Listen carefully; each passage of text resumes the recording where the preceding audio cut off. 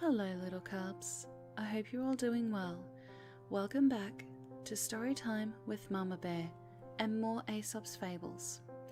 Tonight I have a very special guest to read some more of these wonderful stories with me. I have the Celtic Goddess herself, MorriganAudio. Of all the female voices I've heard on my journey so far as a content creator, hers is by far one of my favorites, and I could not help but reach out and ask, will you do this with me? And when she said yes, I was over the moon.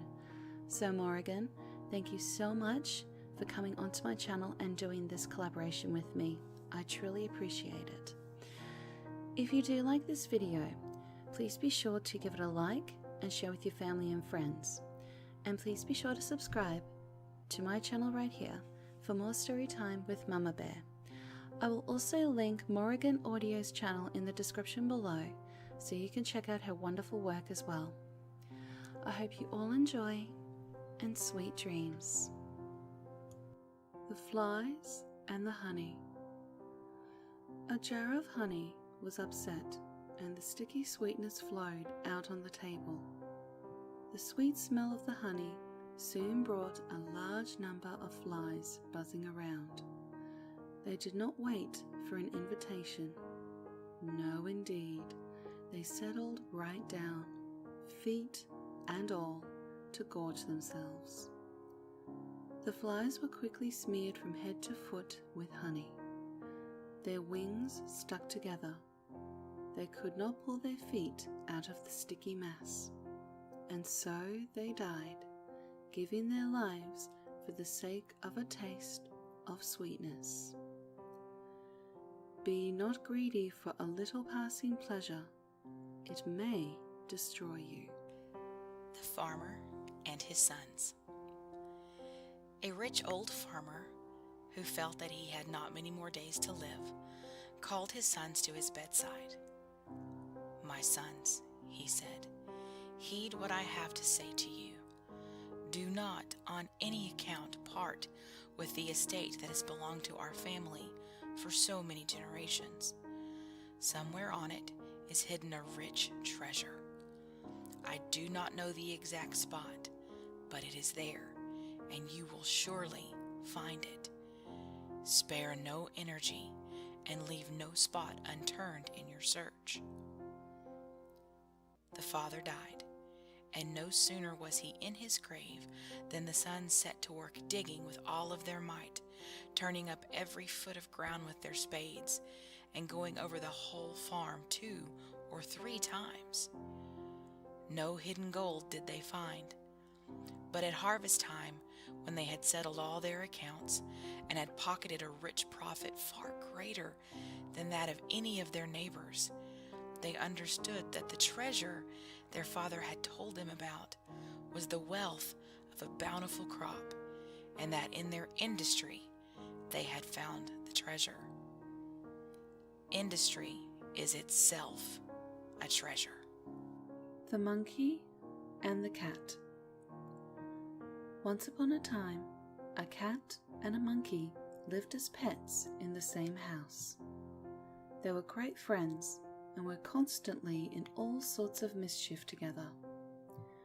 What they seemed to think of more than anything else was to get something to eat, and it did not matter how much to them how they got it.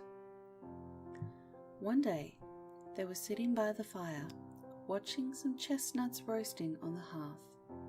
How to get them was the question. "I would gladly get them," said the cunning monkey, "but you are much more skillful at such things than I am. Pull them out, and I'll divide them between us." Pussy stretched out her paw very carefully, pushed aside some of the cinders, and drew back her paw very quickly. Then she tried it again, this time pulling a chestnut half out of the fire. A third time, and she drew out the chestnut. This performance she went through several times, each time singeing her paw severely.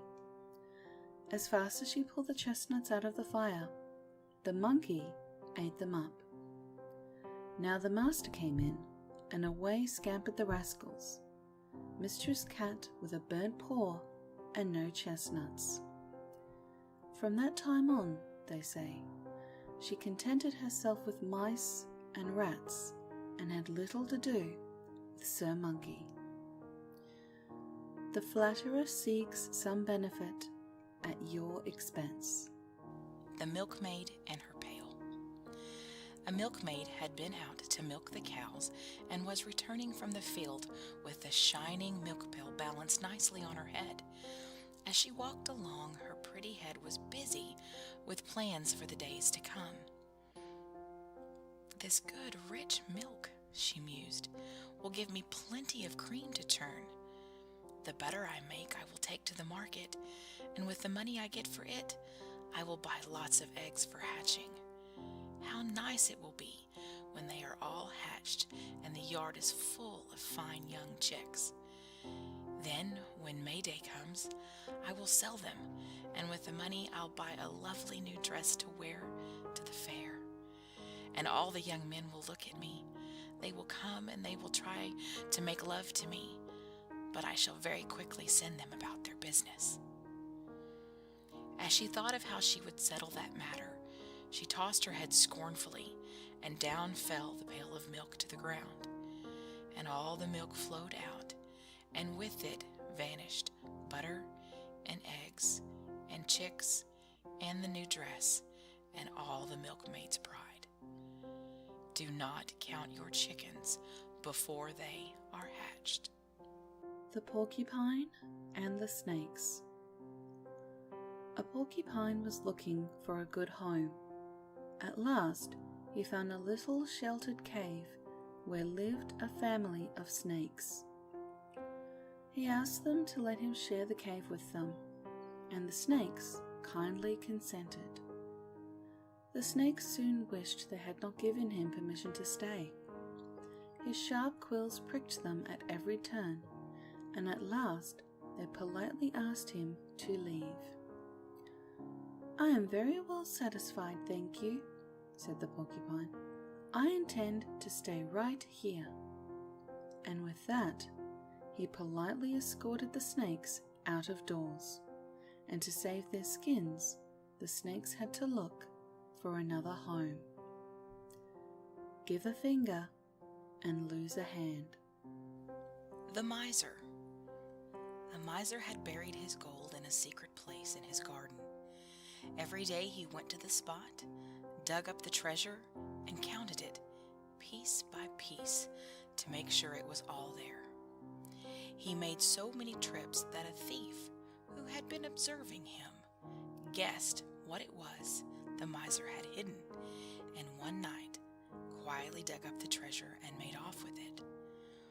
When the miser discovered his loss, he was overcome with grief and despair. He groaned and cried and tore his hair.